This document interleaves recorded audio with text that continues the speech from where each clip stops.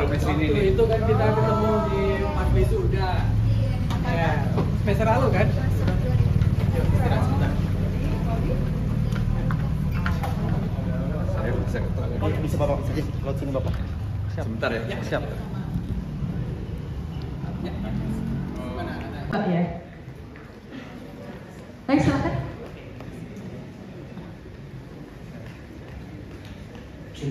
Ya, baik, terima kasih. Selamat siang Mas Pram. Saya Farel Khadijah Kurniawan dari Departemen Ilmu Politik Angkatan 23. Saya juga menanggapi dari panelis. Sebenarnya masalah-masalah yang tadi diungkapkan oleh panelis ini sebenarnya masalahnya satu, yaitu bagaimana masyarakat bisa ditingkatkan literasinya. Ya. Tidak mungkin masalah-masalah seperti ini muncul kalau tidak bisa ada literasi, karena masyarakat harus lebih kritis, masyarakat harus lebih tajam kritiknya kepada pemerintah. Itulah tugas pemerintah, bagaimana menyelesaikannya. Dan data pada tahun 2023 yang saya kutip dari Perpusnas bahwasannya tingkat literasi di DKI Jakarta adalah kurang lebih 69,94. Itu dalam kategori yang cukup bisa dikatakan sedang. Sedangkan permasalahannya adalah untuk perpustakaan di tingkat kelurahan itu sangat rendah sekali, yaitu 39,1. Itu bisa dikatakan sangat rendah. Yang menjadi pertanyaan saya, bagaimana Mas Pram sebagai calon gubernur yang misalkan nantinya terpilih menjadi gubernur meningkatkan tingkat literasi di masyarakat? Karena sampai saat ini harus diakui bahwasannya perpustakaan yang ada di DKI Jakarta itu kurang lebih 5.000 yang dikelola oleh Pemprov, khususnya di Dinas Perpustakaan itu ada 6. Yang paling terkenal adalah perpustakaan Cikini yang sangat kita ketahui itu sangat terkenal, banyak anak muda. Sedangkan yang lainnya, mohon maaf, bisa dikatakan terpencil, sangat marginal sehingga kunjungannya sangat sedikit. Saya menanyakan ini karena saya mendengar serapan dari masyarakat, banyak pegiat literasi juga menanyakan. Sekian dari saya. Terima kasih. Sebenarnya saya bukan warga Jakarta ya, saya warga Rangkas Bitung. Tapi memang kegiatan saya banyak di Jakarta dan kebetulan saya juga banyak teman-teman dari Jakarta yang memiliki pertanyaan gitu. Jadi sebenarnya salah satu hal yang bisa saya soroti terkait dengan kehidupan masyarakat pesisir dan juga nelayan. Jadi sebenarnya sekarang kalau kita lihat mereka yang nelayan, masyarakat pesisir yang ada di utara Jakarta itu selalu menjadi bagian dari warga kota gitu. Tapi pada dasarnya kehidupan mereka itu kita bisa bilang bahwa jauh dari warga kota yang kita bayangkan gitu ya.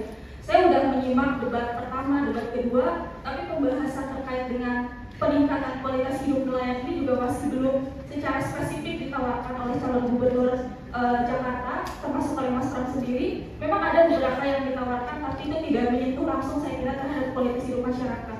Ditambah kalau kita lihat hari ini, data menunjukkan bahwa sebenarnya kelompok masyarakat nelayan ini adalah mereka yang menyumbang angka kemiskinan cukup besar, terutama kemiskinan nasional gitu ya. Jadi komitmen yang ingin saya tanyakan terkait dengan komitmen Mas Pram terkait dengan peningkatan kualitas hidup nelayan yang masih jauh dari pemenuhan kebutuhan dasar. Yang kedua, mungkin teman-teman sekarang ada yang lihat media bahwa ada salah satu kegiatan gerakan yang sedang dilakukan oleh masyarakat Pulau Pari, di mana mereka sedang menolak gitu kedatangan investor ke wilayah mereka karena memang wilayah investasinya itu ternyata di wilayah yang tertanam bakau gitu, sebenarnya jadi salah satu wilayah yang sangat penting gitu bagi berlangsung hidup masyarakat nelayan.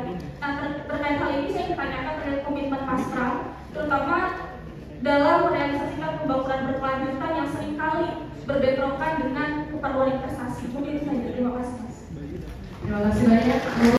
Pak Dekan yang saya hormati, Bapak Ibu, saudara-saudara sekalian. Yang pertama, saya tidak merespon satu persatu karena panelisnya udah jago-jago lah. Saya tidak mau berbantah-bantahan karena apalagi ini di depan mahasiswanya pasti yang namanya dosen harus kelihatan lebih pintar. Bapak Ibu, saudara-saudara sekalian, yang prinsip begini. Undang-Undang Nomor 2 Tahun 2024 merubah wajah Jakarta dengan total. Jakarta sekarang ini menjadi kota global, kita nomor 74 dari 156, dan yang Jakarta menjadi pusat bisnis, epicentrum bisnis baru di Indonesia. Apa yang berubah dari undang-undang itu? Yang berubah adalah satu, Jakarta yang sebelumnya tidak punya identitas. Maka dengan undang-undang baru ini Jakarta akan mempunyai kebudayaan. Budayanya adalah budaya Betawi. Selama ini salah satu kota yang tidak punya identitas adalah Jakarta. Kalau kita datang ke Bali, wajah Balinya kerasa. Begitu kita mendarat di airport terasa. Ke Jogja di airport terasa. Surabaya di airport terasa. Perbatasan semua kecamatan pun ada umbul-umbul dan sebagainya. Di Jakarta tidak pernah ada.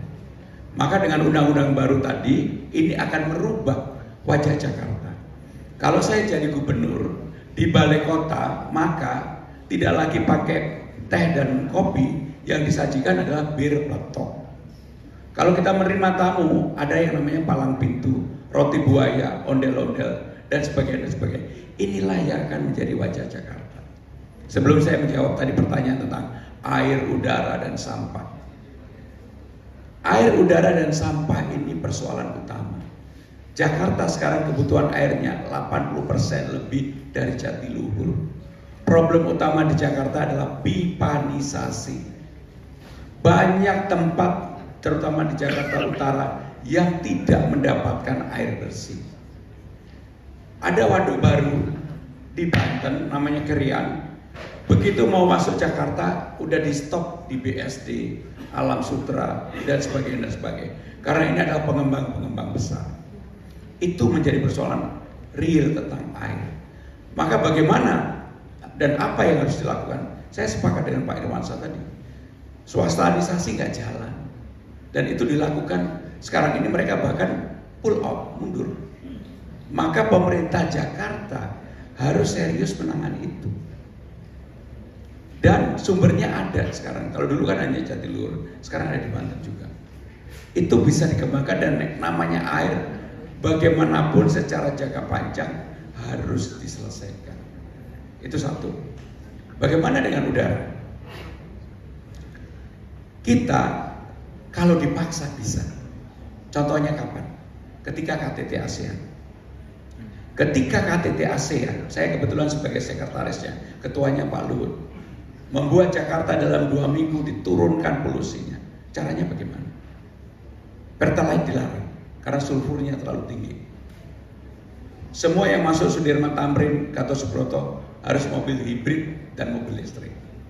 Semua industri sepanjang yang melingkar Jakarta ini, termasuk Suralaya, nggak boleh pakai batu bara, harus pakai gas.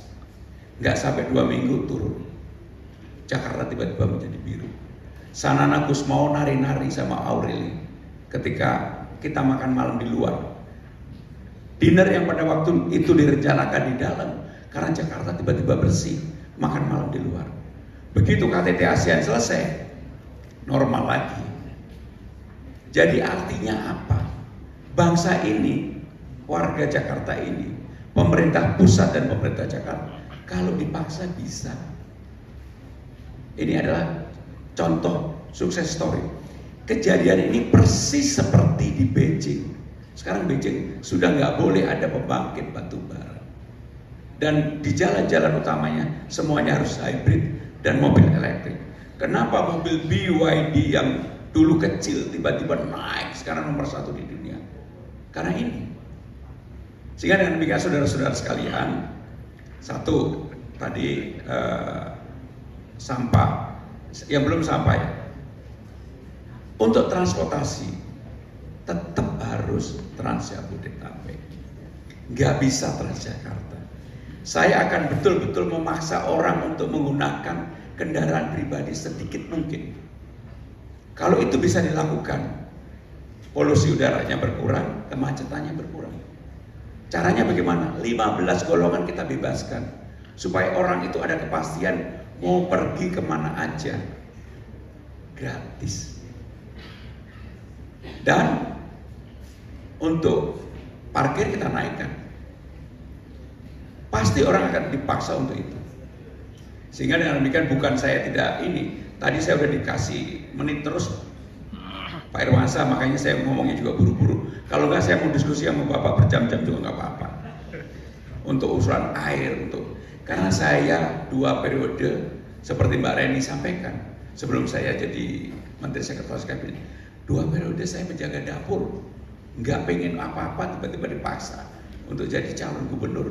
Tentunya saya, ya penjaga dapur pasti tahu urusan Jakarta dibandingkan calon yang lain, mohon maaf bukan tak sombong, pasti saya lebih tahu. Karena semuanya Jakarta ini kan diputuskan di pemerintah pusat. Nah yang terakhir, saya mohon maaf, karena saya masih punya 5 acara lagi. Ini saya dari tadi udah digini-giniin terus. Untuk urusan nelayan.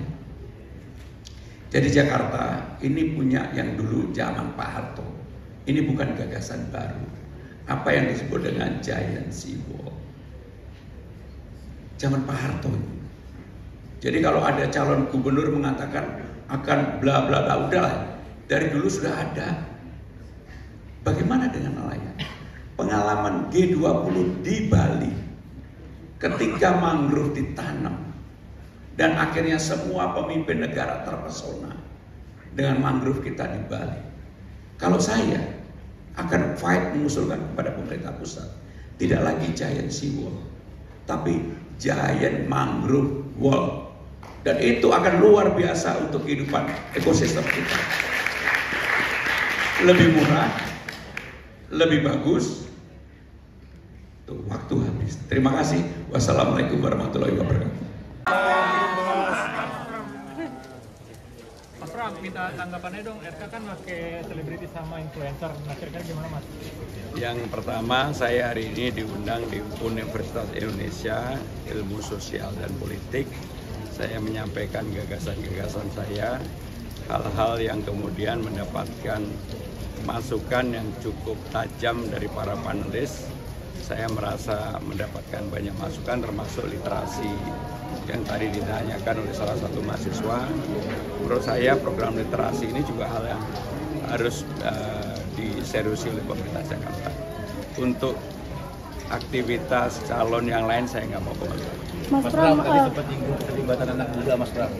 Ya, saya akan melibatkan anak muda untuk pengambilan keputusan di Jakarta.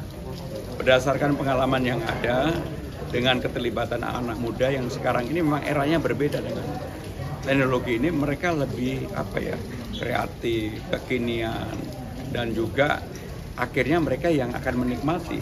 Kalau anak muda tidak dilibatkan pasti akan sebaik apapun program itu menurut saya kurang bermanfaat. Mas Pram akan melibatkan Anies Baswedan ke depan Mas Akhir? Saya akan melibatkan anak muda untuk program-program saya. Mas Pram, ini kan lagi ramai soal judul, kalau Mas Pram jadi gubernur gimana cara mengatasinya? Judi online Mas. Jadi yang namanya judol itu kan menjadi wewenang tanggung jawab pemerintah pusat. Untuk warga Jakarta sendiri, dan kalau memang ada di pemerintah Jakarta kalau saya jadi gubernur, kalau apalagi itu ASN, pasti saya akan memberikan sanksi yang keras. Karena judol ini harus diberantas. Dan siapa yang memberantas harus dari ujung sampai ke bawah. Sebab ini sudah sangat meresahkan, membuat masyarakat yang melakukan judol, nggak ada satupun yang judol itu bisa menang. Udahlah, nggak ada.